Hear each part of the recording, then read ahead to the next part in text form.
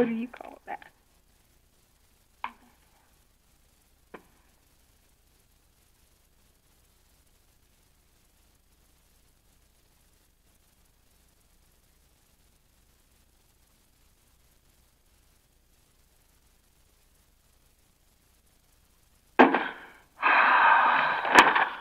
Oh, shoot.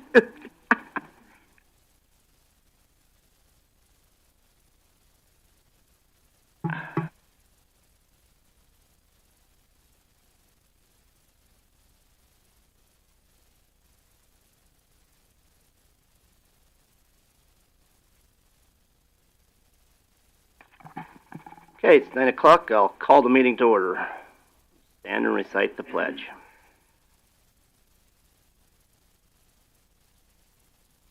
I pledge allegiance to the flag of the United States of America, the republic for which it stands, one nation, God.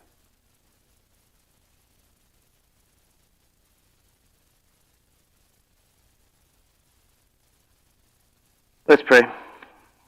Lord, thank you for this day. We ask that you would guide our path today, and more specifically, our thoughts and words and actions. A brief moment for your intentions.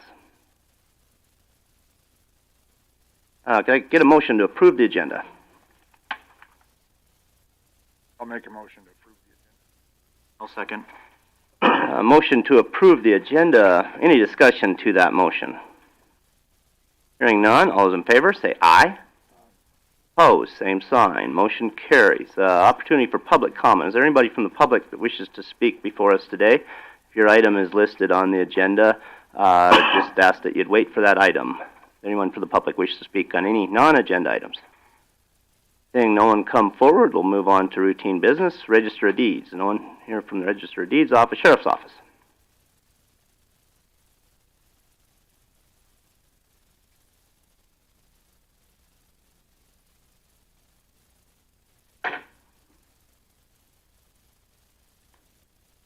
Morning, Sheriff West.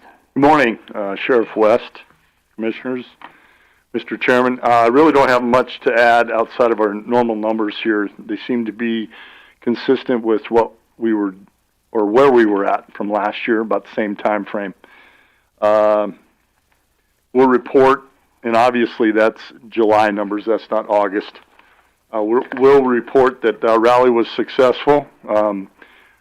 Just told Commissioner Wazorek that we had relatively zero violent crime to report. I think there was one incident where an individual pulled a knife on a security guard, and that was it. All of our campgrounds, we had no major calls there.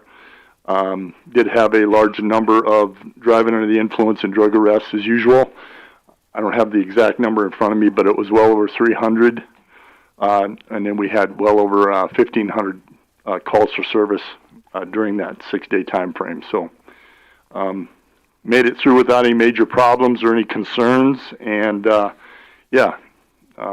good. So outside of that, I don't really have much to add. Ms. Creed, I'm working on your request for your email that you sent me, reference those questions. So Yeah. we're just about finished up with that, and I'll get it sent out so that all the commissioners can see that. That'll be great. Do you have any leftovers in the jail from the rally? You know, we don't. I mean, that's the big key, is the leftovers. Yeah. Yeah, right.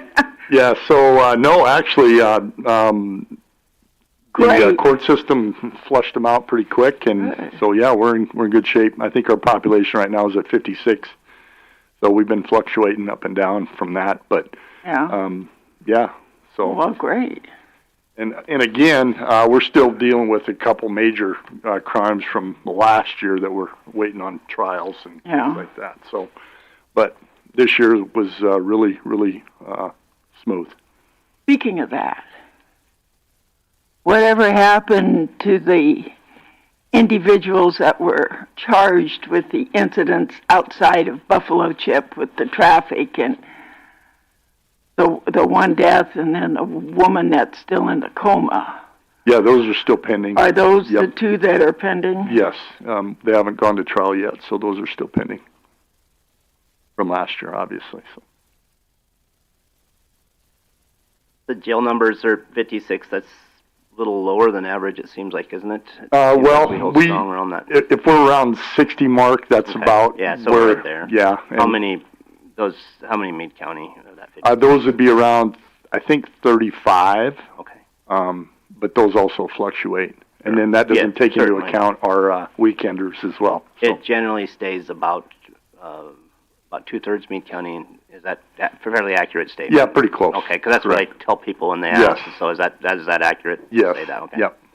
And and then the next major or most is Butte County. Okay. Any other questions for Sheriff West?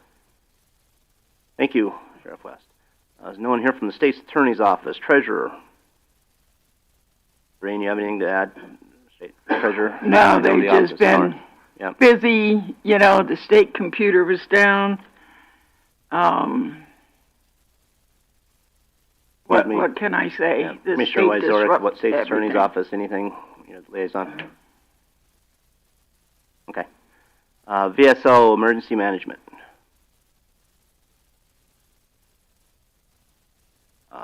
See, he's been meeting with veterans, 156 in July.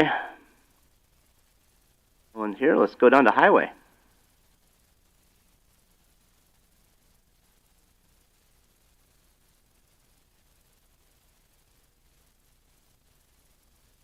Good morning, Commissioners. Troy Eastman, the Highway Superintendent.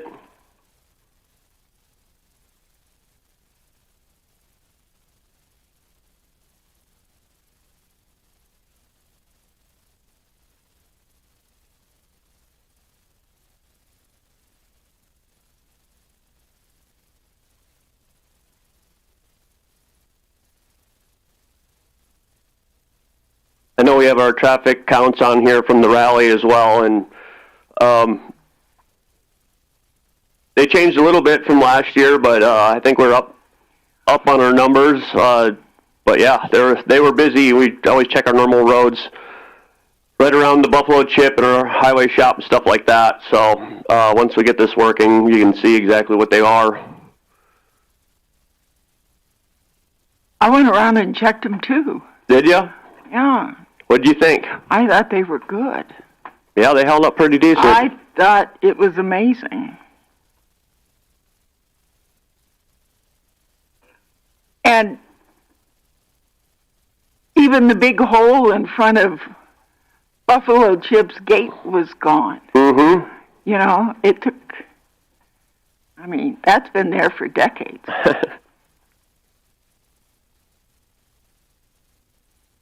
Yeah, it doesn't matter, whichever. Yeah, road transfer agreement was on there first. Let's do that first.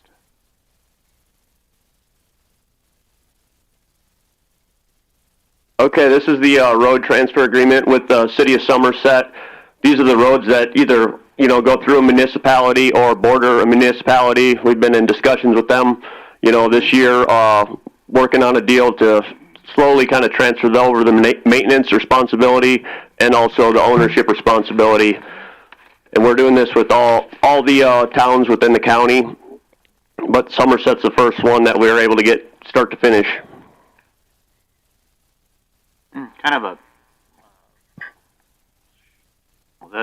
We have a couple roads on there. The Anderson Road and Norman Road are secondary roads, but Elk Creek Road, High Meadows Road, Peaceful Pines Road, and Stagetop Road were primary roads. So if we get our approval in here, I'll send this to the DOT. The DOT will approve the jurisdictional transfer, and then those roads will become their pieces. And basically, some of these roads they are taking care of or they're doing things on. So some of this is paperwork. The big change is Norman Avenue. That was a 2.5 mile transfer for them, or it's a 1.4 mile transfer for them. So that's a pretty significant piece of asphalt for them to take over. But we do have an agreement with them for the next couple of years to kind of work through, just the normal maintenance and helping out and getting the transfer swapped out. And if we're doing a project in the area, we'll obviously include them on their pieces. So. This was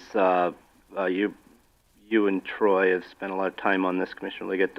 This was reviewed by State's Attorney's Office, was there? Yes, that's correct. No problems with it.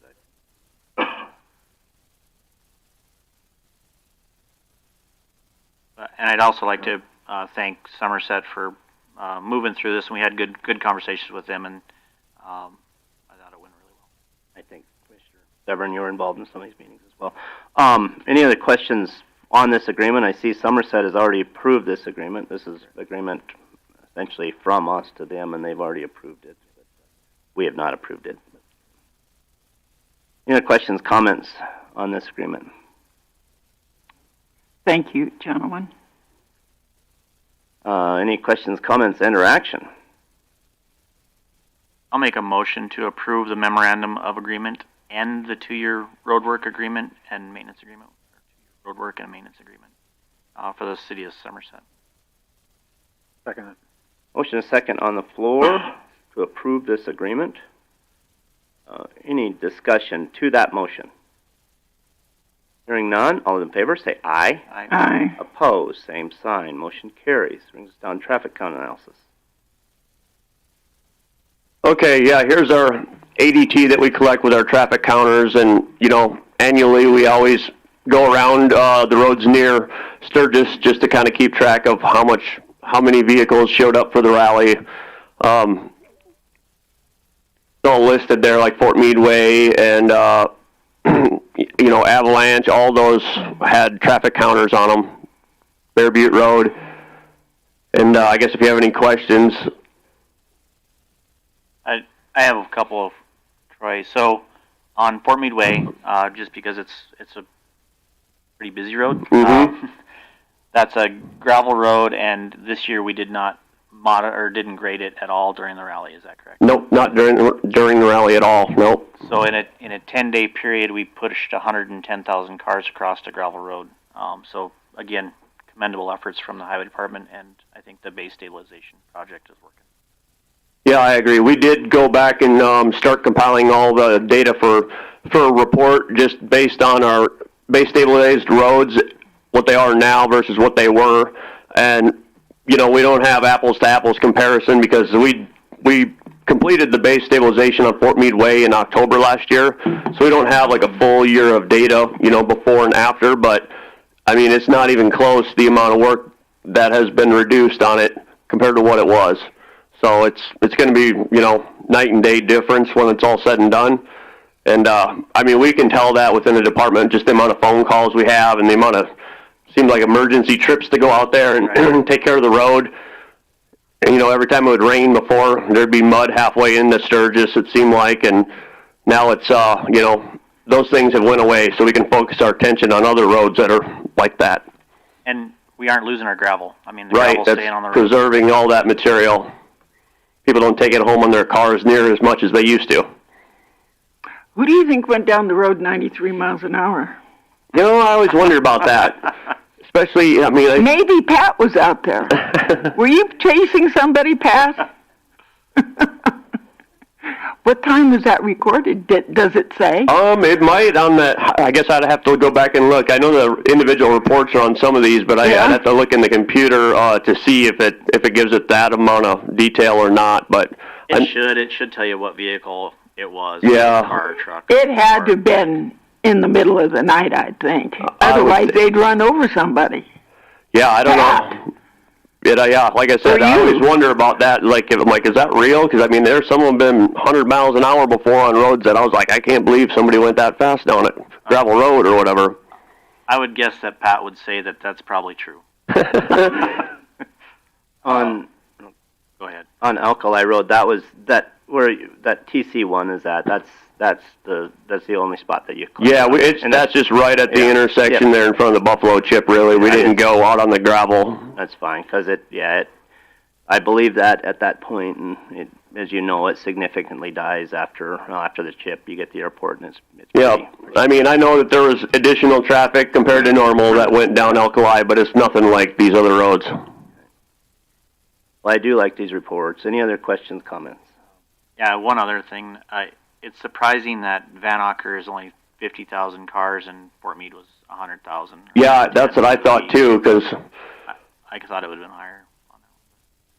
Well, And Vanacker, as I recall from just on the outside, they're the ones that actually had more accidents. Weren't they, Pat? Yeah. People can't drive a crooked road. Yeah, I don't know if it's just the scenery or whatever, or I'm not sure why that is, but yeah, they bounce off the guardrails very frequently up there. Any other questions, comments? Well, I guess you just need to take the guardrails out, Troy. Yeah, I'm not sure if that'd be better or worse, but... Any other questions, comments for Troy?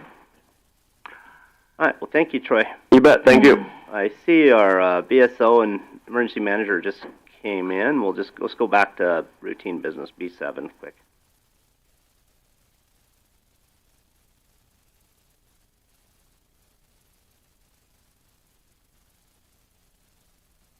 That's no problem. Oh, it was off. Okay, sorry.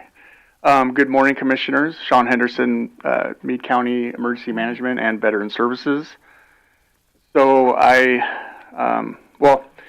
Raleigh obviously was a success. I was hoping that I would have the numbers compiled at the previous meeting, but it was just a little bit too soon and I didn't quite have them all yet. So I compiled all the numbers and the data together into a little executive summary for you. Certainly, law enforcement was very good at communicating all of this as the week progressed, but I have some of the other areas. I won't go over the law enforcement side unless you want me to, and I didn't plan on going line by line. I just wanted to highlight a couple areas. The South Dakota Department of Public Health essentially doubled the amount of food confiscated for violations. It was a little over 500 last year, 510 pounds specifically, and this year it was 1,035 pounds of food based on different variables like temperature or, obvious. One time I heard that somebody dropped the tongs in front of the inspectors and picked them up and just kept going to town. So they would confiscate all of that food that they contaminated, cross-contamination. Monument Health, nothing significant. They had consistently high ER and urgent care traffic at the Sturgis and Rapid City branches, certainly, but they weren't over capacity or at risk of anything there. And then the DOT traffic counts, which you might be aware of already, were higher than 2024 and above the 5-year averages. So it was certainly higher than normal. But if you had any questions about this roll-up or anything, please let me know. And hopefully, I don't know, next year I can get them sooner, like immediately after. But This is fine. Okay. That's great. Yeah. I mean, it seems like it was like 3 months ago already for me, but I guess it was only a couple weeks ago. Another thing that is, well, I guess this was actually in August, last week. Oof, time is going by.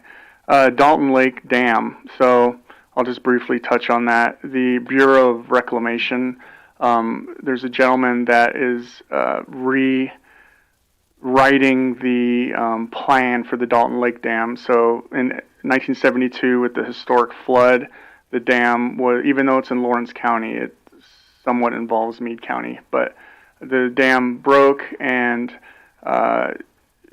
they rebuilt it 2 years later, and it's much better and higher and bigger than it was in 1972 today. And they've actually did some more work in recent years.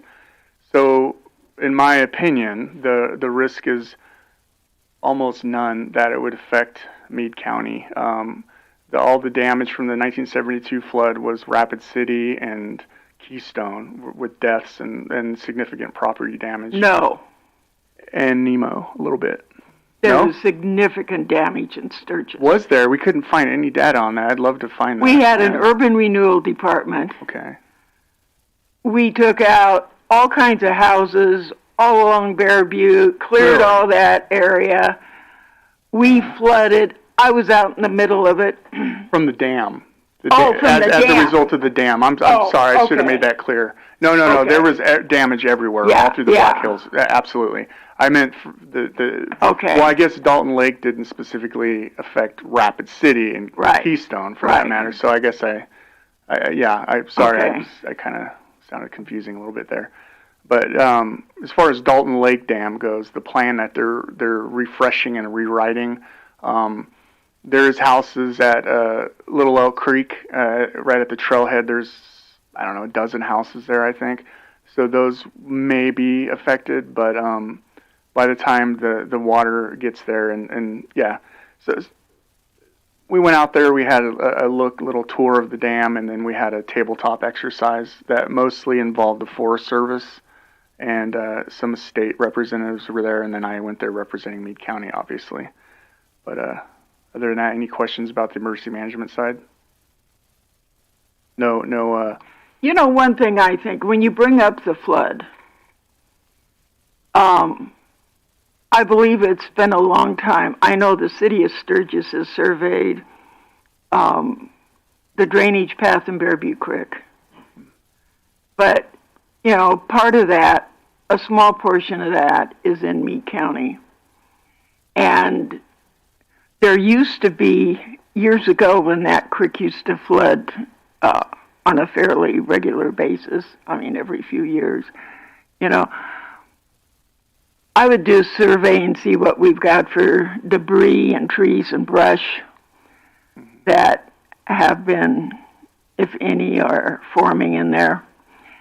Years ago, in the 90s, Ferber Engineering did quite a study to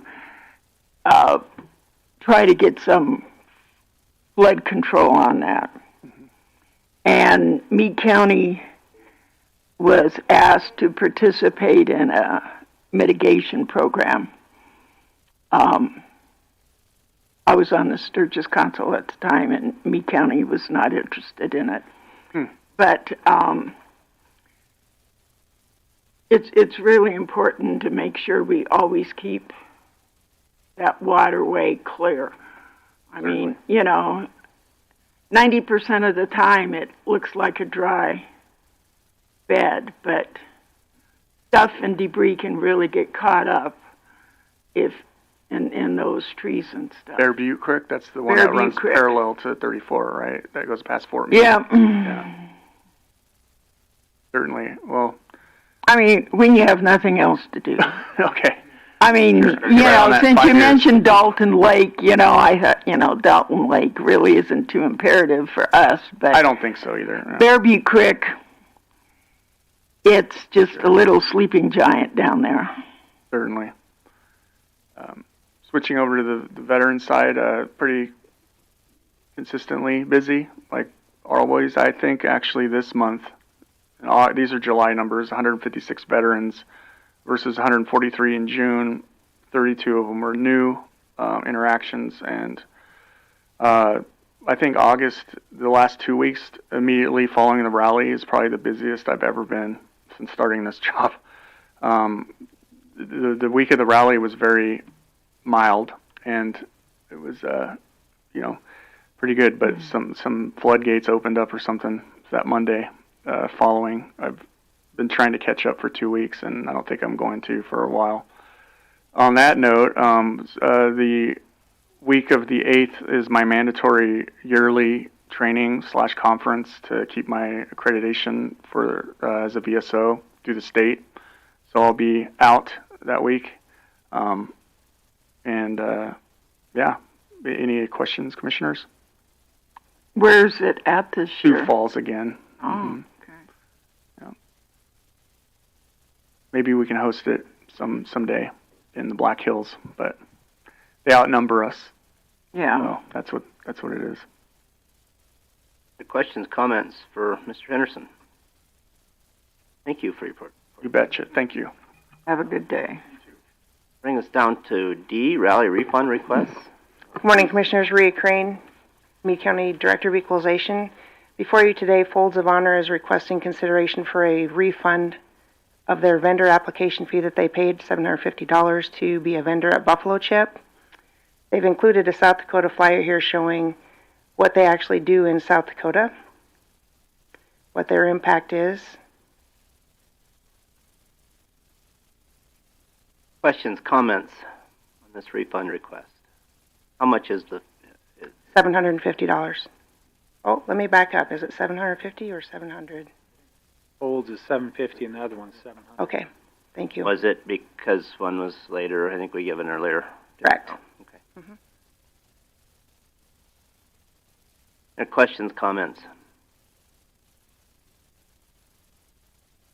Make a motion to allow $750. Second. Motion second on the floor to allow the refund, to grant the refund to Folds of Honor. Any discussion to that motion? Hearing none, all those in favor say aye. Aye. Opposed, same sign. Motion carries. E2, help after disaster. The organization Help After Disaster is also asking for a refund of their $700 application. They were a vendor at Buffalo Chip. When I asked them what their specific impact was in South Dakota, they said they really haven't had any yet, but they would be willing to if needed. They do help in disaster situations, and they have a picture of their first mobile kitchen that they ever deployed, as well as their kitchen today. Questions, comments, and or action?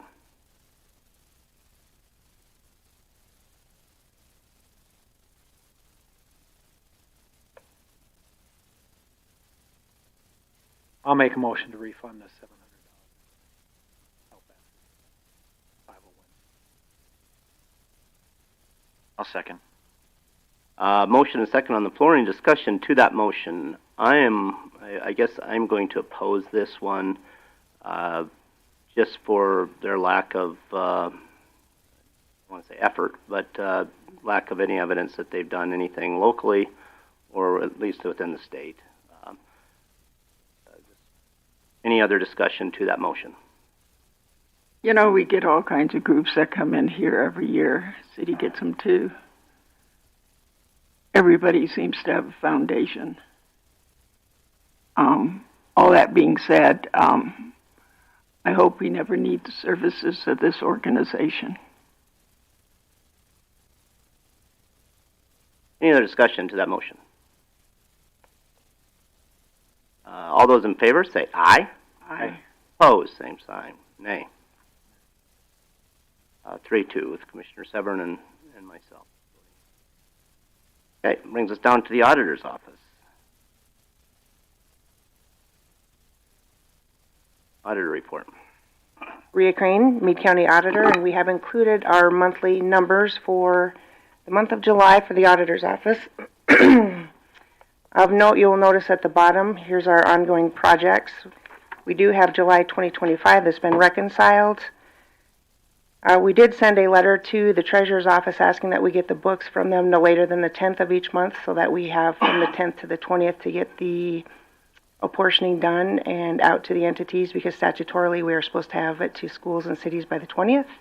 We did run into an issue this last month due to programming issues, and we were a day late.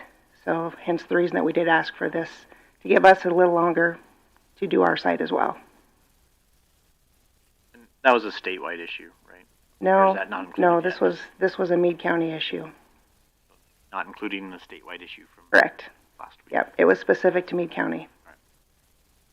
We have sent a few emails out to department heads concerning payroll. The last few payrolls have not been well handled.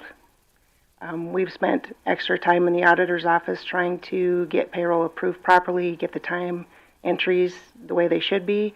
So we are asking department heads to please be very diligent. I'm just bringing that to your attention. When you use the term well handled, what do you mean by well handled? Not getting into the auditor's office, or what do you mean by that? Things are not being submitted timely by employees, not being submitted timely by department heads, which in turn causes us extra problems in the auditor's office. They're not adhering to the 1 hour increments for leave requests. So you as auditor could say, if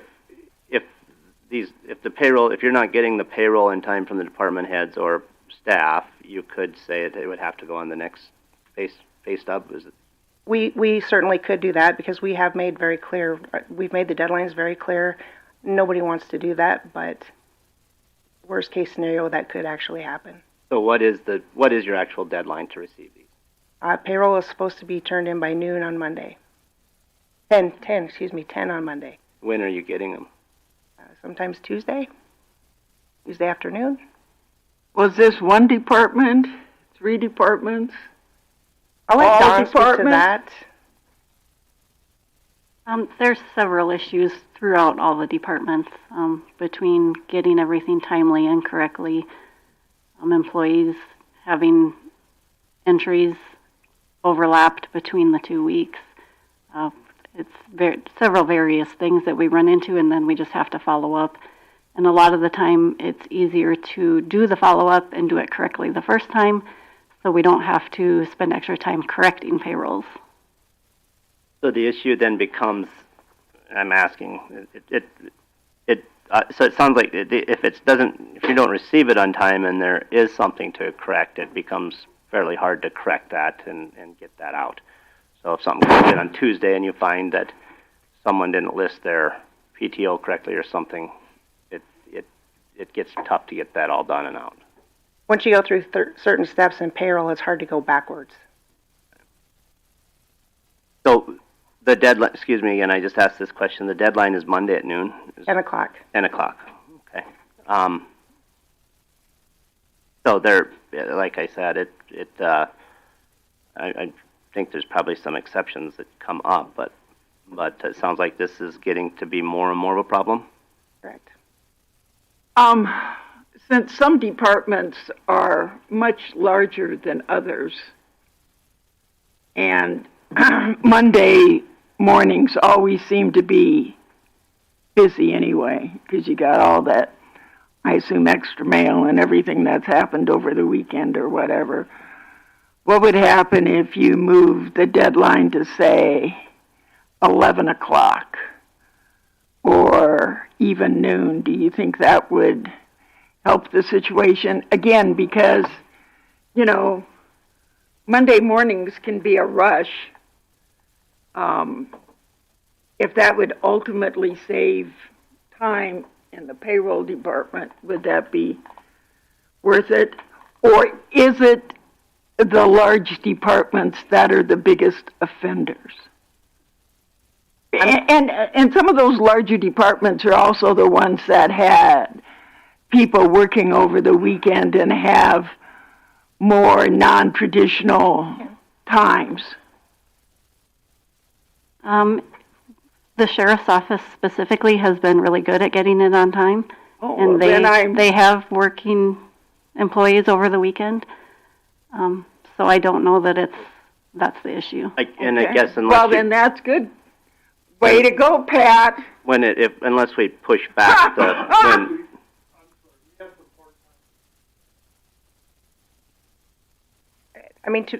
There's some to be expected for the rally. We understand that. You just got a compliment, man. You better take it. Yeah. It might not happen again. It sounds like unless we push back when the paychecks go out, the deadline of when they come in wouldn't make much difference. The way I would see it. So basically, it sounds like you're gonna have to. I guess you're elected officials, so therefore you got to do what you got to do. But it sounds to me like you're going to have to come up with a deadline and stay with it, and say if we don't get it, it's unfortunately going to have to go on the next pay stub. Which, unfortunately, that's going to affect a lot of people if their department heads don't get that done. I think a lot of the issue is just paying attention to the details when the reviewers are approving the time. And instead of just pushing it through to us, paying attention to those 1 hour increments and the weeks that the time is submitted on, and making sure that all the employees have their time submitted. So okay, but I thought the original problem was that it wasn't getting in on time, and what you just said is that the mistakes are causing the biggest headache. It's a combination of both, getting it timely and correctly. So, like I just said, getting it on time would be a huge benefit to having that done, though. Correct. So if you came up with the time, regardless if it's 10 o'clock or noon or whatever it is, noon would be help versus Tuesday, obviously. But yeah, like I said, it's an elected office, but at the same time, it sounds like you're going to have to figure out a time and just get that at the department head and say they have to be to us by that time, is what I would suggest as your liaison. I would not have a problem with noon, but I would like to confer with Dawn Sure. and Laura doing payroll to make sure that that would be fine with them. And I'm not trying to come up with the time, but I'm just saying that's what I would suggest as the liaison of that department, is to say, hey, there is a deadline. You guys have to have this in by deadlines. We all have deadlines. And it would make your life easier, plus the county's life easier, it sounds like. And granted, there's exceptions. We understand that. There's busy weekends. Can I get it to you by 2 o'clock? I guess that's up to you guys. Communication is key in those. And that's what I'm saying. 100%. And I would hope you would make exceptions. But when it starts happening all the time, that's when you need to start getting a little strict with it. That's the way I see it. Anything else? If there's any specifics that we need to address, we can sure address them as liaisons to those departments as well. So feel free to reach out to the commission, to those departments if there's issues. Very good, thank you. On a better note, Wellmark is reconciled through July. We have started payroll reconciliations for 23 and 24. New voter registrations forms are coming in due to, and also the total vote list maintenance. We've sent out postcards, thousands of postcards that are coming in stacks daily that Laura primarily is processing. We will begin here very shortly the rollover of the equalization books to the auditor. So everybody say a little prayer that that works smoothly this year. It'll be fine. And Christina has been working on the fire insurance tax distribution to the fire departments, not districts, to the fire departments. It's a state check that it gets distributed equally.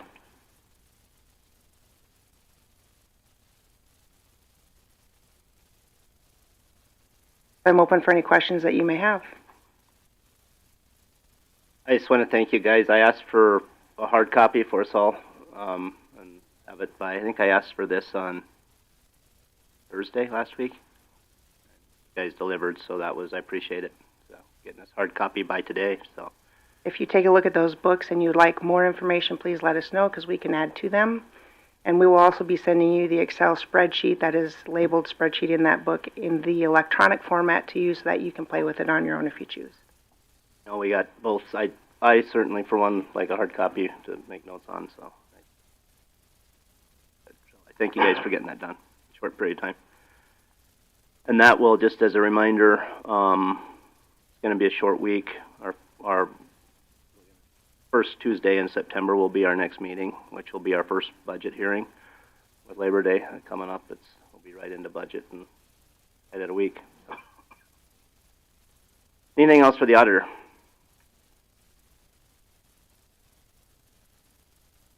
Okay, let's skip down. Pardon me? Oh, yeah, certainly. Yeah, the overtime report. You got anything else? We talked about that at great lengths last time. Is there anything else you guys want to talk about? Oh, do we have any idea how big our rally overtime report's going to be? Or is it going to choke a horse? I've seen an initial report from JJ, but I would assume that they will be presenting that to the commission at some point. Sheriff West, could you come forward? Just a question on the communications. And we talked about this quite a bit last time. Our overtime is up significantly. Some of that's due to short staffing in some departments and stuff. Others is, are we starting to see, we have more staff within communications now, 911 dispatch. So is that starting to level off? Well, it is not right now because we're currently down 2 okay. and in the process of hiring. So we've had a couple that moved on, so we're still trying to replenish those positions. So we only have, how many do we have over there? Then we're staffed for 10, correct? Then. So we have 8 then, Yeah, correct? Okay. that's correct. And that's with the new Yes. head over there? Yes. So it's 8 total? Okay. Yep, that's correct. Okay. And the training, we did that training with Pennington County. Is that, How'd that go? Is that done? I guess yeah, if we have new hires, we'll have some more, yes, maybe. Yes, with the new hires, we hope to plug them into that, but a couple of our staff have come, our new staff have come from Pennington County, Okay. and they were also trainers over there, so we're trying to implement a lot of their expertise in-house so that we don't have to go out and receive that. Wonderful. Yep, so making a difference. Chandra, our new 911 coordinator, is doing an excellent job trying to identify those loopholes in our overtime and doing the best she can to minimize those, as well as update our policy and working on the budget, or I'm sorry, the training schedule. Thank you. Good. I had a nice talk with her at the Meade County Firefighters Association. It'd be nice if you'd bring her by sometime. Yes, absolutely. Introduce her to us. Absolutely. Any other questions? Like I said, we talked about this a little bit last time. Okay, thank you. There's going to be a lot of people here for planning, and I don't know as if we're covering everybody. It's on the agenda for after the 10 o'clock hearing, unfortunately. So, is there, Commissioner Wyzorek, is there a couple things on the planning that we have on our agenda that's not going to receive anybody speaking, or I guess is there something that's going to go through fairly easy? I know number 3, there's going to be some people here that want to speak to that. I hate to handle that now. Yeah, number 3, I know there's some people here. Number 2, the private driveway surface easement. I believe that's yours, Shannon. Is there And anybody I don't else? think there's anybody really opposing it, but the variance is needed for that. We could probably do number 2. Number 1, we had moved it, we had deferred this to today. I note that a couple of representatives of Piedmont are here. I'm not sure they're here for number 1. It looks like the proponents requested to defer that. Are you guys here to talk about that sign? Okay, well, that's tomorrow. So the sign, the AMCO sign, if there's nobody here to speak to that, we could. And I think that's do going. that. I guess we can handle 1, 2, and possibly 4, or is we gonna have some proponents? The AMCO sign. I think it's Certainly, I don't think we're. well. I don't think we're taking action on that one today, are we, Ms. Big? AMCO's asked to defer that. So there's no action on that. So, yeah. So Well, I just- there's 2 different things. And that- AMCO's asked to defer the variance sign to the 23rd. Then there's the special meeting tomorrow where Toby Morris is speaking. Or are you here for the hiring contract? There's 2 different things, isn't? Oh yeah, isn't it? the contract for hiring is under though.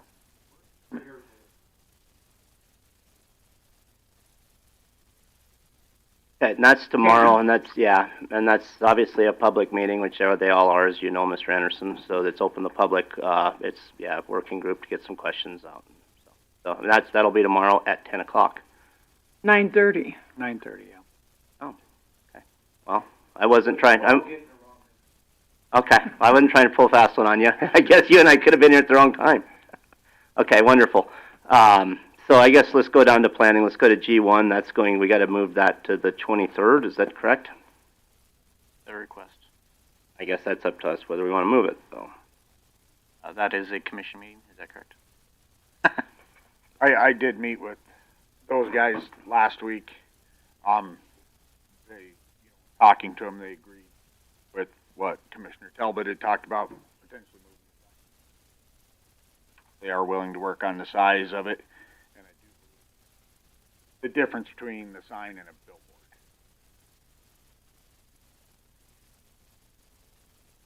okay, any other questions, comments on this one? And/or action? I'll move to defer to the September 23rd meeting. I'll second. A motion and second to defer this item to the September 23rd commission meeting. Any discussion to that motion? Hearing none, all those in favor say aye. Aye. Opposed, same sign. Motion carries. Let's go down to G2.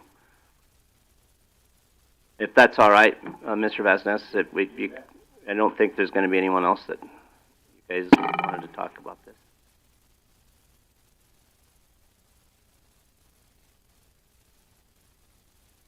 Okay, this variance is for, we have a private access easement throughout the development. Basically it serves 2 lots. And so we're asking for that road surface to be, built to 14-foot wide road surface is what the variance is asking for, so. Page 5 of the report. Yeah, so this is the driveway that comes off the cul-de-sac to Risky Ridge Court cul-de-sac and then serves 3 lots essentially, correct? Yeah, you said Yeah. 2, is it? Oh, 3, yeah, well, lot 6, yes. Lot So 6 will also. It's 5, 6, and 7. 5, gonna 6, serve. and 7. Yeah, Okay. 6 Yep. technically No. contacts the cul-de-sac, but I think you said that where it hits the cul-de-sac, it's probably going to have to come in off the drive. Better spot for that. Right, yep. 6 will have to come up that driveway a little ways before it can access in. So to be correct, the private access serves 6, 7, and 8. There's a lot at the very end. sorry. So 5 will access off the cul-de-sac. So. And we have seen a handful of these be approved this year in prairie ground stuff situations too, and this is more of a mountainous subdivision area, so I think it's even a better fit for an exception for a narrower road on this kind of terrain. So There's nowhere to go beyond this, basically, on this road. correct, right. So There there's is no more development happening No. behind this. That Nope. terrain's going to restrict that, correct? Correct.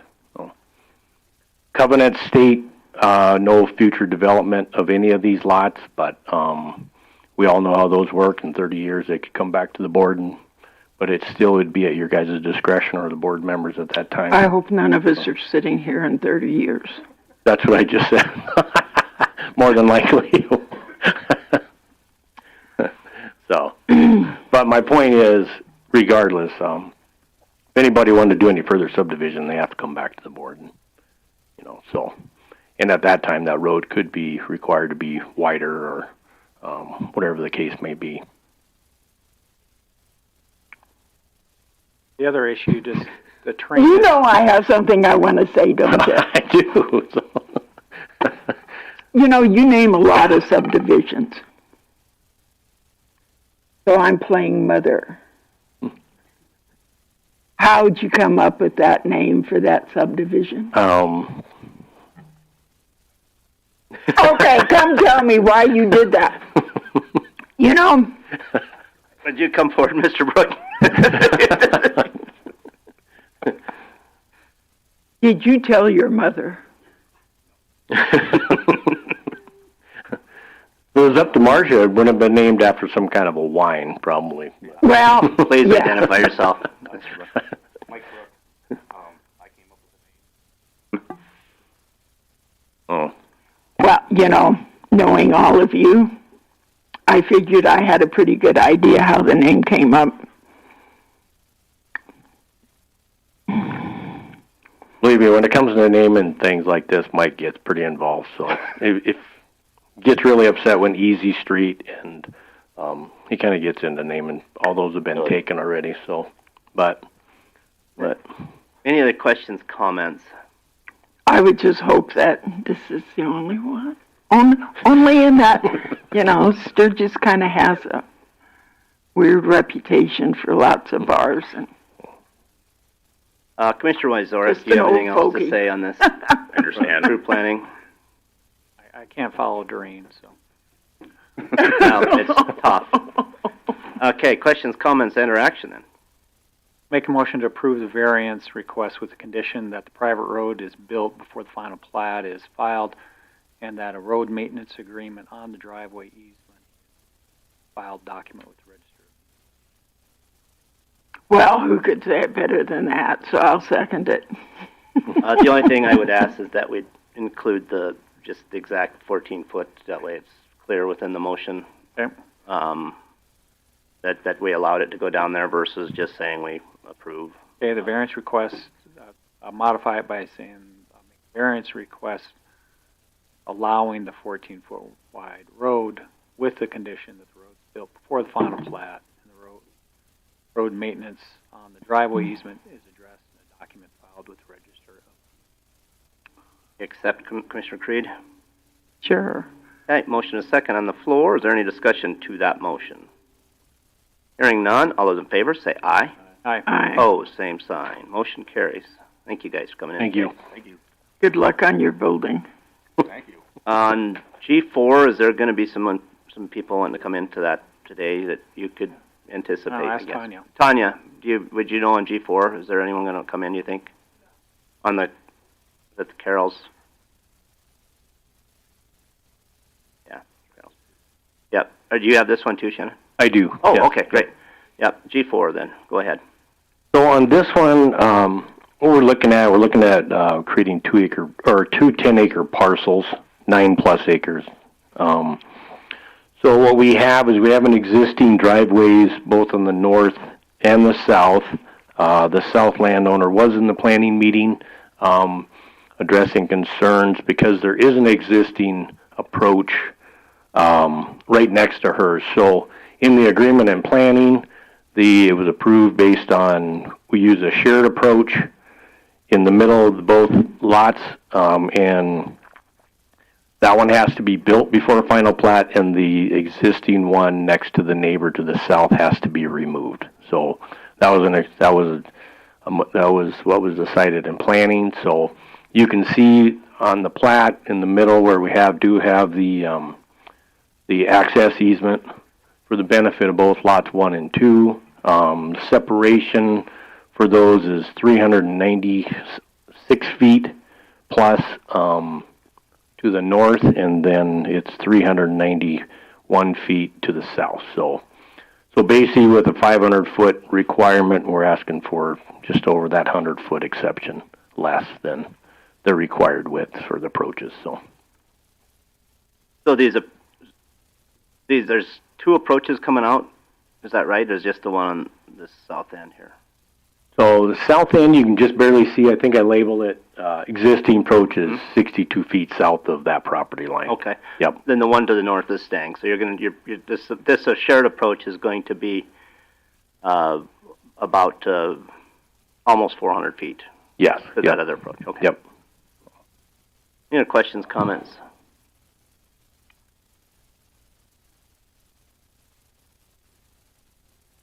Like south half of the quarter, is that what it is? Yes. Yep. Mr. Wyzorek, anything to add from planning? I believe so. Questions, comments, and/or action on this? Make a motion to approve the variance contingent upon the approach permit being submitted and approved for the new approach be built and the existing approach to be removed before the final plat. What's the best way to say that if we include these dimensions? Is it, Ms. Vig, could you help me out here? I think it's important to include in the motions, like the distance. I assume you're pretty sure on that, Mr. Vazquez? Yes. Yeah, I provided the dimensions So based on. How would you prefer from the planning department for that to be said? Would you like to say it within 400 feet from the other approach, or would you like to be said 100 feet off of the variance?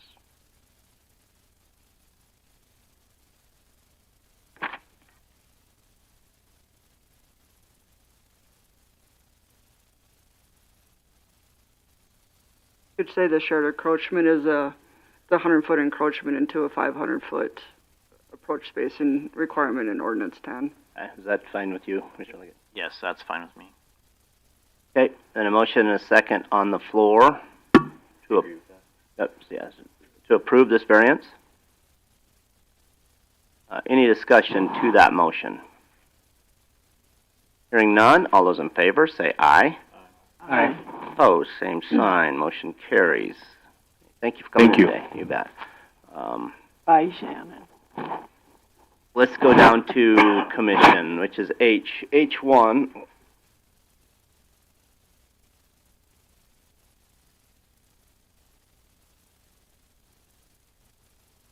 Has some updates for us. Questions, comments on what's in communique? If not, let's go down to H2, request for support from Meade County from the... This is just a federal housekeeping matter. Yeah, Commissioner Creed, could you update us on this? I think you'd be the one with most knowledge of it. Yeah, it's just a simple housekeeping change. So what are they trying to change? The name. The name? Well, or well, actual, and the type of. I didn't make it to the last meeting, but you know, there's all kinds of changes coming out of the Federal Housing Administration. So I think this is probably just the first of many things that are going to be coming down the path.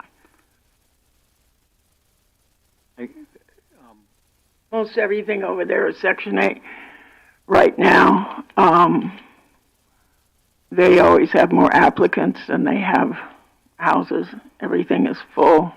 So it's, I guess, yeah, an approval, which it's asking us to approve a letter in support of their repositioning plans. Right. And I guess that's what I was asking, if you know what that means. I couldn't figure out why they really needed it because everything is that way now. I think it's just a no. I'm sure it's a housekeeping, but I'm just kind of curious what we're signing. I guess is what. I'm kind of with Commissioner Daring. I mean, I'm probably fine with it, but I can't explain to anybody what the heck we're doing or why. So I'm a little reluctant to vote for this today. I'd like maybe a letter saying this is why this is occurring and this is what the result is. Because somebody asked me, what's your letter of recommendation mean? I have no way to even explain it to them. Does that make sense? Yeah, that's where I'm at. And it didn't, I was unable to make it to the last meeting, and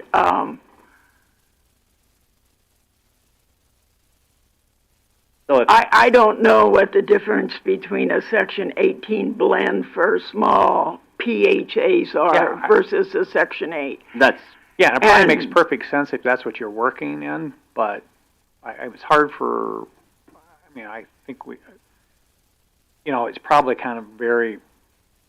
Maybe Lori can come up towards the end of the meeting and tell us. How's that? Oh, yeah, she could either do that or we could have her come to our next meeting, which is on the 2nd. Tuesday. Well, I think we're going to be meeting in between. Let me see. Are you emailing her? Yeah. Okay, either way, I'll email her before we act on this, I guess we won't act to put it on the next meeting's agenda if someone comes over today. We'll wait and I'm sorry, I should have. That's fine. Let's go down to H3, which is a modification of memorandum of understanding. It's an email that I received last week, about a week ago. Essentially, what this is doing is asking to put my name on the contact list versus it was still Ted's. So they had asked for these changes. So I guess I wanted to put this on the agenda before I okayed it, obviously. There was 2 spots that it wanted to change, which was... So it's basically swapping you out for Ted. BG, yes. Yeah. Yeah. Yeah, that looked like, when I read it, just change the name. It's pretty, yeah, that's... so if this, any other questions, comments on this? Or action? Want a motion approving? Well, that's what I was asking. That's why I put it on the agenda, so it'd be okay it's that we agree to these changes, I guess. Yeah, I'll make a motion to approve the changes of changing out the names from Ted to... I'll second. Motion is second on the floor to approve these changes. Any discussion to that motion? Hearing none, all those in favor say aye. Opposed, same sign. Motion carries. This is actually an email, H4. I just got this on the 15th. They're asking, we have the Forest Service putting together a working group It's for growth and yield. Actually, I had missed this email, I'll be honest with you, and we had to have a name submitted by last Friday, for a person. I responded that Kevin is who we appointed for Forest Service stuff, so I assume that was fine, unless, and you can see my email here. As there's somebody else, Kevin called me on Friday and asked who I had in mind. I was on the road, and so I just wanted to bring this. I assume if it's Kevin, it was okay for me to make that appointment, but if there's somebody else this group wishes, and Kevin's fine with that too. Somebody else we can think of that would be better. I just wanted to have that discussion with you guys. He's a brute for punishment. Yeah, and he. Then I don't think there's any action that needs to be taken unless we have somebody else in mind. This brings us down to H5, which is the agreement with Collier Securities, which is they were handling that TIF on Haynes Avenue. They put together that for us. Yeah, I can give some background on this. Commissioner Liggett and I had been working on trying to figure out a TIF for the Haynes project. The Haynes project is a rebuild of Haynes for several miles into the county. Given the price tag, it's going to basically take all of the capital account we've set aside. The idea was to create a TIF so we'd have money coming back, because all this development's that's what beat the heck out of the road. To address other roads in the future. At our last meeting, there was some confusion on this, and I apologize to Commissioner Freed that I thought this had gotten approved. She and I have since talked about it. I looked back through. This contract had been received, approved by the state's attorney, but thought it had gotten posted at a meeting, at the second meeting in April that I had missed, and we started working with Colliers, put together the documents in May upon my return to the area. It was Colliers had missed it because Mr. Morris, due to family reasons, has been out of the office extensively for the last couple months. So I'm bringing forth this and asking that it be approved. Mr. Morris is scheduled to be in front of us tomorrow at a joint meeting with planning to explain TIFs in general, how this TIF would work, take questions on else the planning department, the planning board, or the commission would have for them. Otherwise, if people got questions about it, I can answer them as best I can. Any other questions, comments on this? I just have a couple of questions.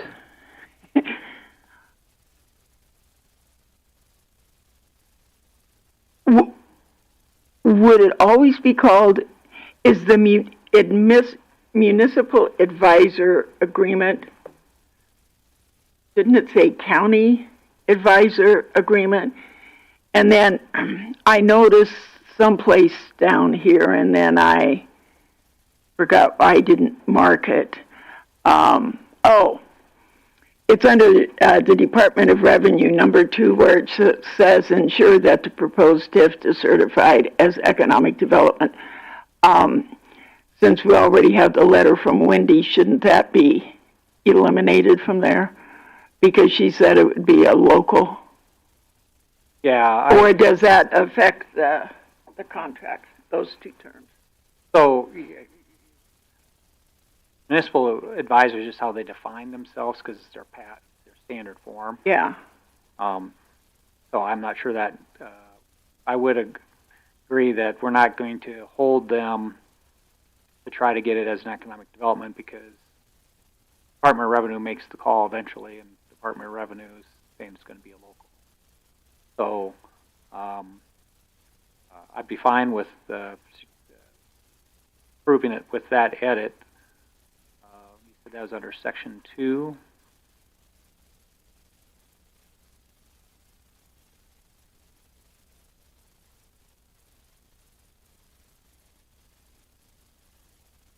Yeah, well, there's... It's under... It's ABC, is it? But Section 2 of which one? It's on the first page. It's the last thing on the first page. It's South Dakota Department of Revenue, correct, Mr. Creed?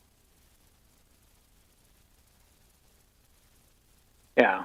So, and then he will explain tomorrow the issuance and all of that.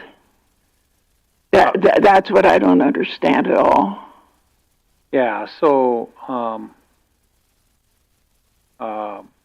yeah, he'll explain it tomorrow, but if you're using the term issuance as it relates to bonds, we won't do a bond issue here because this is cash on hand. Right. So, And so that's why I wasn't sure why that was included in there. I realize that a lot of these are kind of paper cutter contracts. Mm-hmm. And I was wondering if some of that needed to be, but I'm no attorney, excised from there since the proposal is not a paper cutter. In fact, I'm not sure if there's any other such TIF in the state. oh, I think some other municipalities have done cash on TIFs before.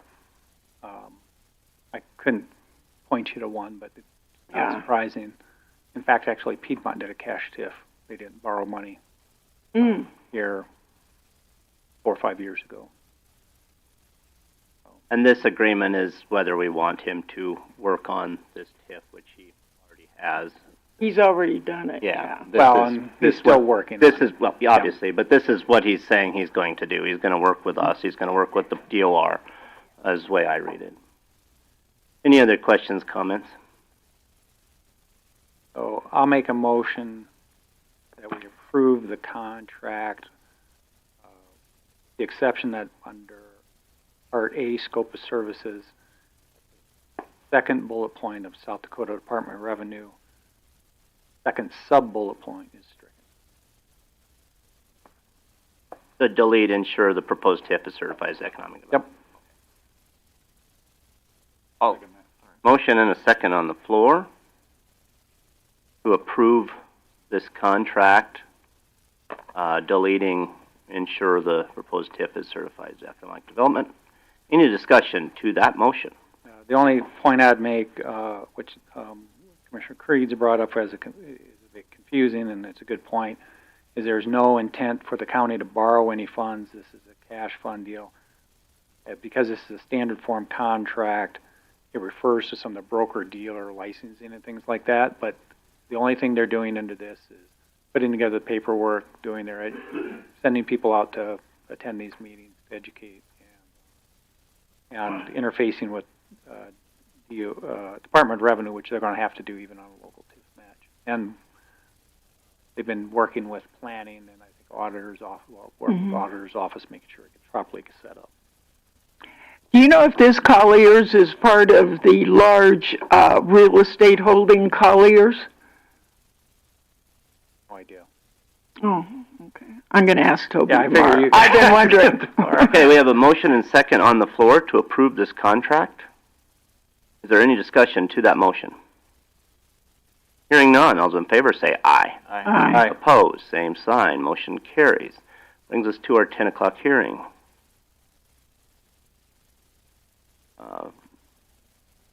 Yeah, go ahead.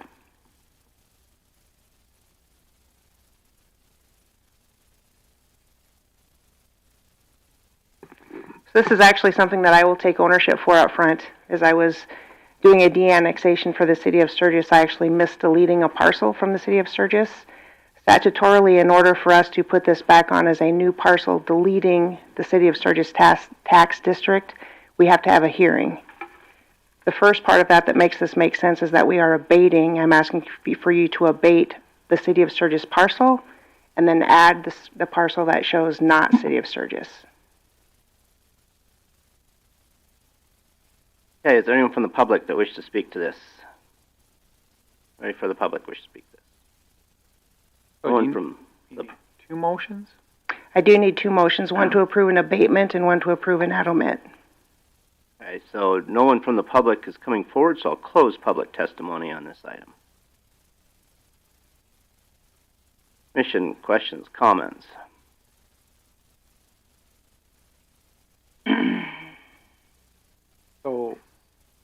when we add omit, which are we doing? You're going to delete, for 25 payable 26, you're going to delete the parcel.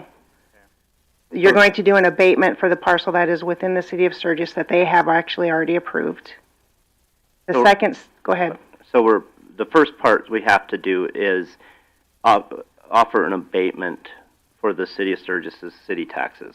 Right. You're going to do an abatement for 25 pay 26 on parcel 01.36.BR. Of the city of Sturgis's taxes. Correct. And that's the only thing getting abated. You're actually going to we're going to get rid of that parcel altogether because I can't change a tax district without deleting that parcel altogether and adding a new one. So the abatement includes everything? Yes. Okay. Yeah. So, yeah, because under recommended action, you have us doing the add omit and then, but you want it the other way around. It doesn't matter. I just want you to understand it's a two-step process. Okay, the first, one of the things we have to do then is to abate the property. Okay. I'll make a motion to abate Sturgis related taxes, parcel 01/2025. Mr. Chair, may I have you just change that to deleting that whole, we're going to abate that whole parcel, and we're going to add a whole new parcel.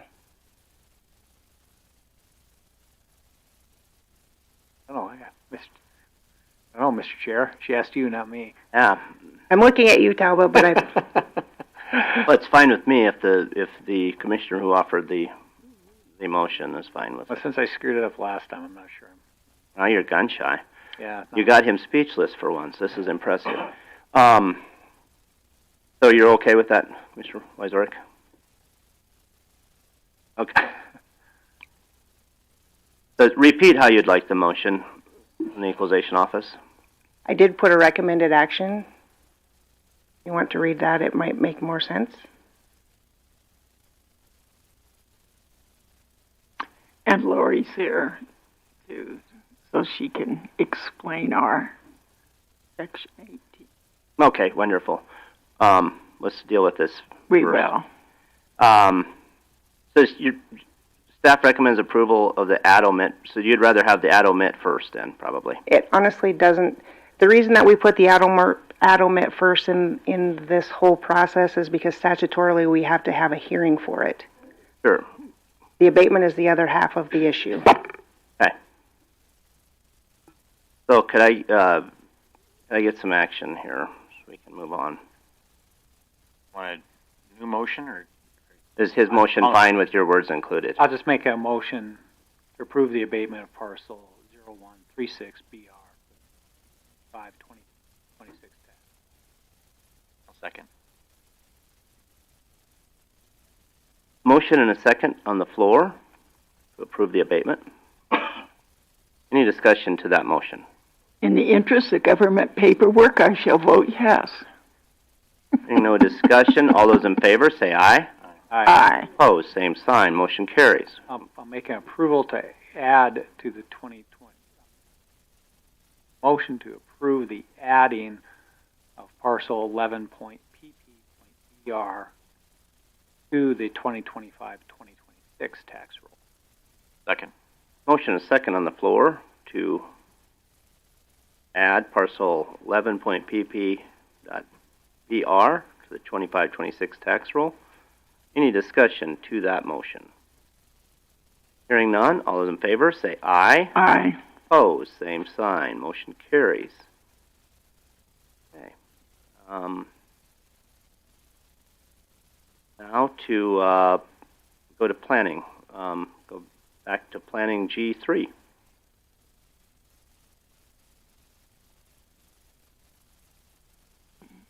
there anybody that wishes to come forward and speak to this? I'll give everybody about 3 minutes apiece.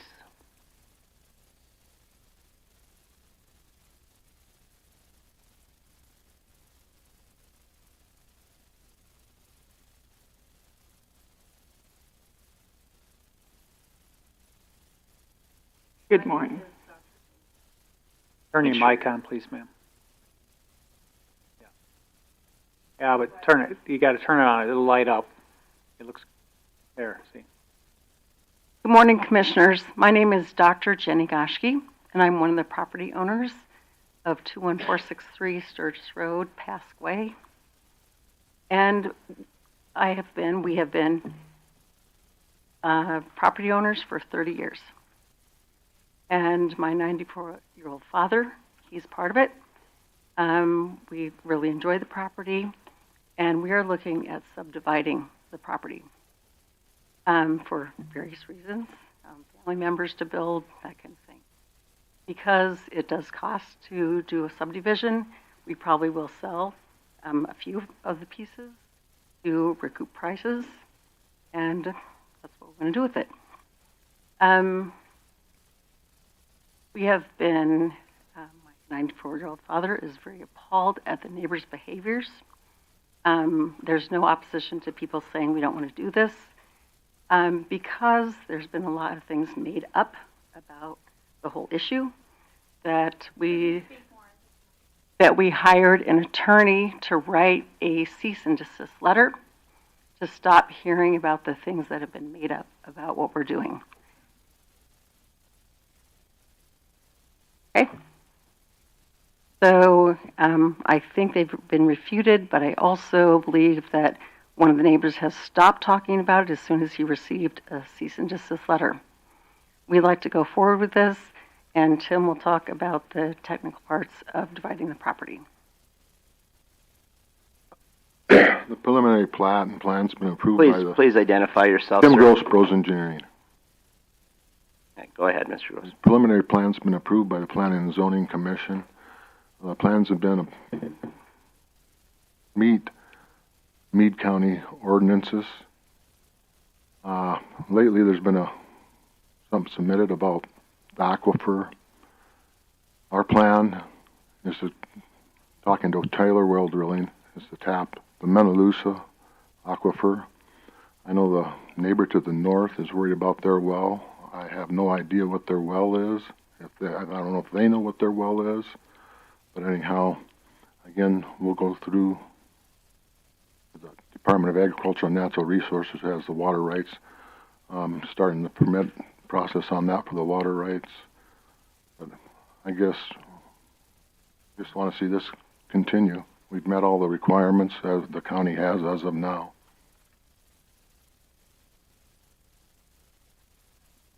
Okay, thank you. Does that conclude your testimony for now? Yes. Okay, thank you. We'll call you back up if we have questions. So does anybody else wish to come speak before this?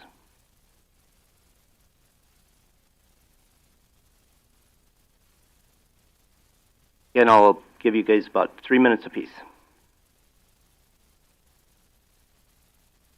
Good morning. My name's Rob Schlemgen. I'm an architect out of Rapid City, and I'm here on behalf of Bobby and Doug Legner.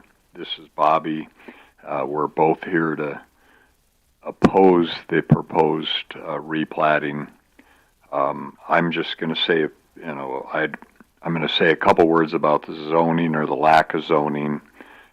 Bobby will talk about how long they've owned that property and what their expectations were when they bought that property, and how this changes their life in what will come to be if this replatting is allowed. And then also the water issue. I heard Mr. Gross refer to it slightly, but we do have a call into the DANR to pursue more information about that aquifer that we don't think has been satisfied, and the likelihood of that development drawing that aquifer down to a point that my clients will not be left with usable water based on the well they currently have. So I think that should be a strong consideration in your decision today, leaving a long-term resident with potentially without the water that they've had up until this point. And I'd defer to Bobby now to talk a little bit about that. Bobby Legner, my husband Doug and I have purchased, we have been there for about 11 years. We bought the property thinking that we were going to be in a medium density, and now they want to change it to a high medium density, which is not what we bought into. And now we have the possibility of having 5 other properties to us drawing down on our well. And what recourse do we have? We don't have any. In the study, you should all, I sent a copy of a study that was just recently done saying that the aquifers out here are not recovering as quickly as they should be. So that is our concern with the aquifers not meeting the drawdown or the recovery that they were expecting. That's going to affect our property. If they add 5 more homes to a new community well, it's going to drop down all of us, the people to the south of them and us as well. So I guess that's why we're opposing it, is because of the water issue right now. I don't know what else we can say other than the fact that adding that additional residents to that area is going to affect the livelihood of a lot of people around there that have those wells in the recent aquifers. So. Thank you. Yeah, and we all received your email on the aquifer stuff. It was you sent it to Ms. Crane, and she sent it to all of us. Okay. And you do have the report? Yeah, they have a copy of that. Okay. So does that conclude your testimony? Does anyone else want to come before us today? Anybody else wish to speak before us today? Anybody else wish to speak before us before I close public testimony? That you've already, I guess you used a minute, and go ahead. You used about a minute. It was a little over a minute, so you got about 2 minutes left on yours. I guess getting back to their well, and they're worried about drawing down. Have they got any scientific data? Have they got anything that tells what their well is? I guess, we're going through the proper channels to get our stuff done, the Department of Agriculture and Natural Resources to do stuff. And this study took from Box Elder to Sturgis. Are we going to stop all development in this area on account of this study? Thank you. Anyone else wish to speak? Yeah, this is what this usually starts. So I always regret it. Yeah, you used a minute 34 and 68 tenths, Mr. Slingian. So you go ahead. I'm not going to sit down. I'm just going to refute that I don't think they have proper documentation to show that they won't draw the well down. Fair enough. Thank you. And that's the last refuting I'm going to allow. Anybody else anyone new wish to come speak? Anybody else wish to speak before I close public testimony? Anybody else wish to speak? I'm going to close public testimony and open this up to commissioner questions, comments. Any commissioners? Commissioner Wyzorek, you held this. Yeah, so I'm going to start this. I voted nay on this, not because I was against the plat, but I wanted to make sure, because of the amount of testimony that we had gotten in planning and the number of times that it appeared in front of planning, that the commission looked at this too. I would say that party seeking the plat, their first draft had more lots, had other issues associated with it that we rejected, and they came back with a new plan. They have totally redesigned the road. There had been issues with the shared driveway access, the way they're treating it, that they were going to use that as an entry point for the new lots, which we rejected. That's why you see the cul-de-sac coming on the north end. DOT controls that. They've allowed that. We had rejected their initial design because they didn't meet the curvatures of our ordinance. They redesigned that. As to the water issues, Les Ligners have a permitted right. They have their water rights not protected under state law. If they have a permitted right doesn't protect well depth. It only protects the amount of water. So if you have to drop your well farther, the state doesn't protect that. It's Metallusa. They're at the beginning of the aquifer. I don't have any concern that a 5-person development in that area is going to cause major problems to that aquifer in that area. these aquifers are really concentrated by areas and where the draws are coming. Most of your Metallusa draws are east of the interstate. So I don't expect, with what little exists between them and Forest Service, that you're going to see any issues with that aquifer. Even so, there's not a guarantee. Or so will. They're going to have to come in and show that they can produce the water before they get building permits. I can appreciate the Ligner's concerns and the neighbors to the south's concerns, but this is the thing we hear in planning every time, that nobody wants people to develop the land next to them.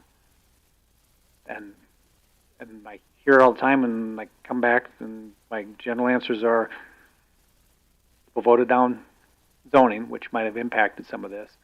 And this is the way the world works, is as an area grows, people tend to chop up land. And we're trying to control it, and I think the planning department, Tanya's worked really hard on this with to make sure that they comply with everything. The planning board pushed them on a lot of issues. Much to Bros Engineering's disappointment, we pushed them on a lot of issues, but they complied with everything we asked them to. Yeah, question. Talbot, this meets all of our ordinances. There's not. I think that's, yeah. This isn't a variance request. This is just a preliminary plat approval.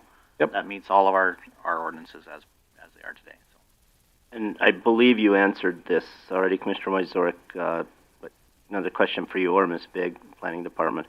DOT had nothing wrong with the approaches. They had no concern with any of these approaches or anything. Well, so there's a existing private drive on that south end that serves this existing lot, and then that lot R of lot 2. DOT was going to let them even use that. We didn't let them use that because it's a shared driveway, and there's other property rights involved there that they couldn't account for. And that's where, but the DOT did approve the approach there on the north end for that, where I'm going to call a service road, Pasquay. Then, but when it was passed as a preliminary plat, one of the things the planning wanted added is that private access on the south side of lot D1 cannot be used by, or excuse me, 1D can't be used by 1D. Cul-de-sac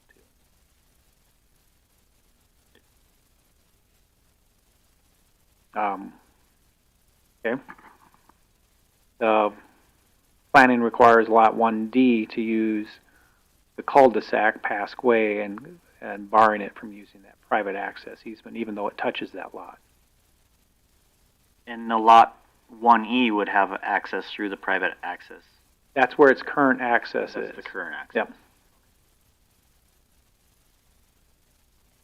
This version of the plat does not have that note on it. Is that correct? That's correct. Well, it's no, but I think what we asked for is it be called out on the actual plat. Or did you add it after the?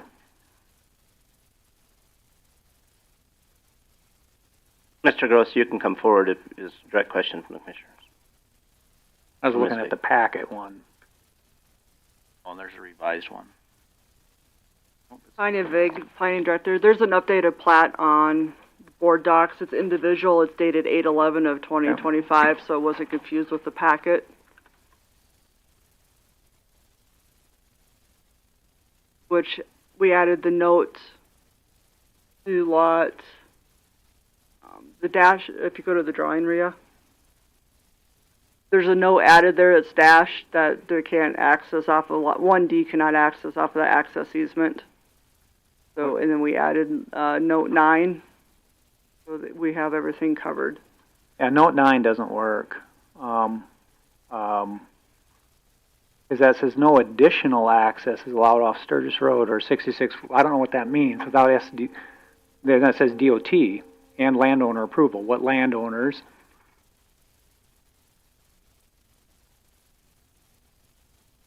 I mean, quite frankly, I think you need a specific statement on the plat that lot 1D cannot use the 66-foot road private access easement to access this lot, period. We had it combined as 2. I will separate them to 9 and to 10 then. Yeah, I'll because just add another item, plat note, to separate the 2 accesses. because if you read 9, it implies if the DOT says there's no problem, and who's the landowner, when the landowner that you're trying to protect under that is the Lot R of Lot 2, because that's his right not to add people to that access easement. I concur. I think that's the way it should be written. I was just going off of past plats, Sure. researching past plats that have been approved by the county commissioners and just editing notes and putting them on plats with what was partly approved. That's fine. That's easy enough to add. Any other questions, comments, and/or action?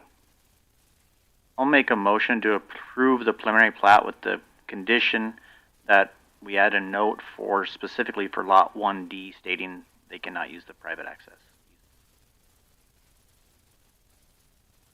Motion and second on the floor for approval, making sure that we have a note 10 on there. 1D cannot use that. Any other discussion, to that motion? Hearing none? Go ahead. As you know, Meade County has no zoning. And it makes it difficult when neighbors can't seem to get along. And I don't think this is a particularly unusual situation. But if we don't own the land involved, and the owner of that land follows all the rules and regulations,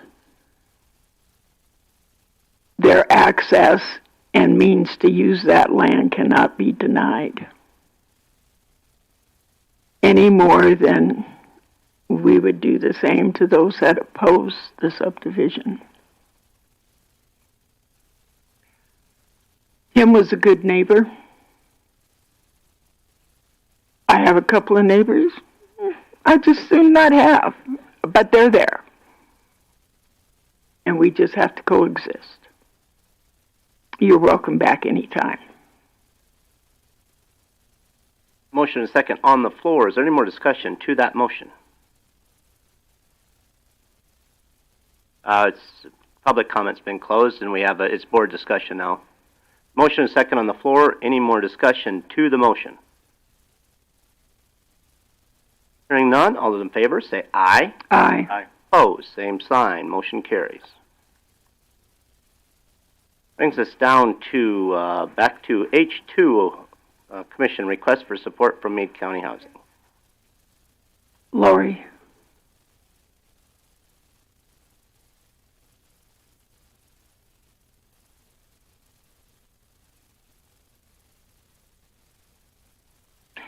You know, I have to apologize. I meant to call you to find out exactly the legal reason for all of this, and I didn't, and so. It's okay. Thank you for coming down. Please identify yourself. Go ahead and identify yourself. My name is Lori Hoppy. I'm the executive director for Meade County Housing, or the high rise up the street. Sure. And this is Beth Wheeler. Thanks for running over. I guess I started I really don't think I have a concern with any of this. I just don't really know what we are signing here is my biggest concern. Okay. So which is tough for us to, since we represent people in the county, we should have to know what we're signing. Yeah. So I don't really understand what some of this stuff is or means, but I'm sure it's just kind of a technicality. So if you could explain, that'd be wonderful. Sure. Thanks for inviting me over. We have to get the blessing from the county commission to change our public housing funding through HUD. We have to apply, but this is the prelim to that. We have to get your blessing to switch from public housing assistance to Section 8 project-based assistance. The rent will still be based on their income, but the rents will be raised for the people that are paying max rent. And we'll have more funding available going that route versus staying public housing. Is it Section 8 or 18? It's Section 8 project based, but it's called a RAD Section 18 conversion. So what is the Section 8 that you're wanting to switch over Section to? 8 is just rental assistance, but it stays with the unit. Okay. And Section 8 housing can be all over town.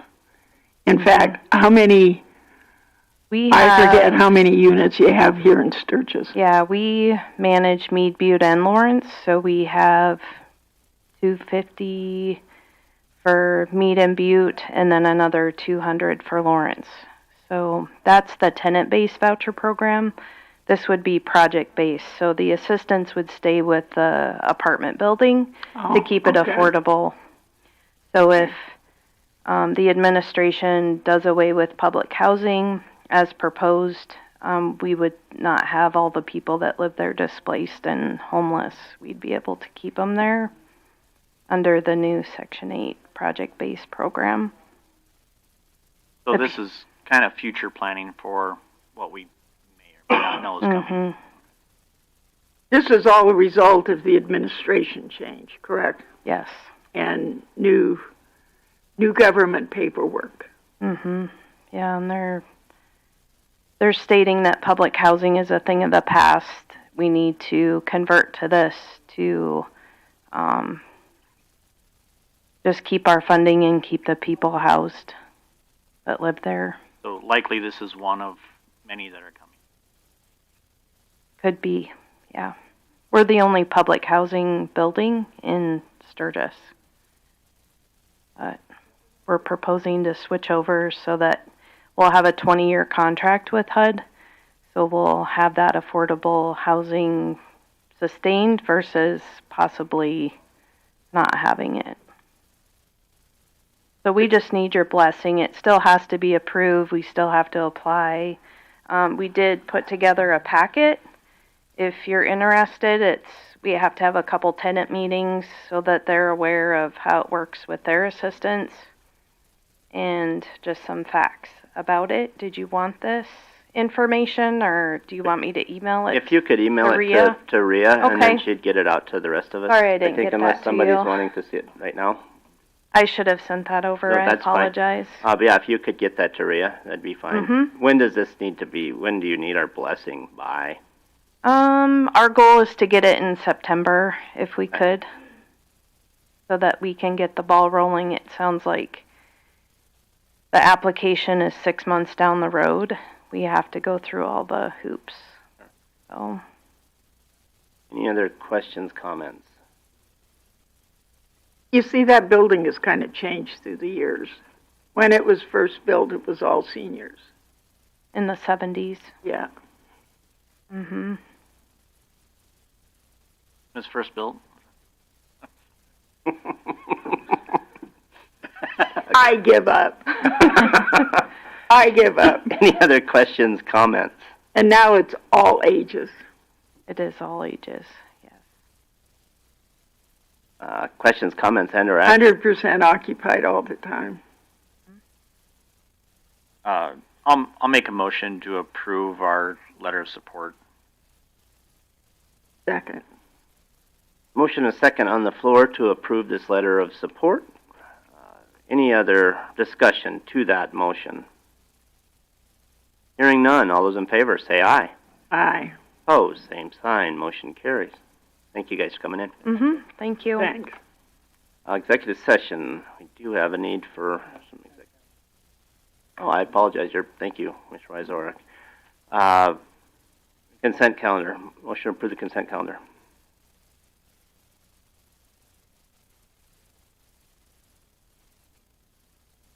I'll second.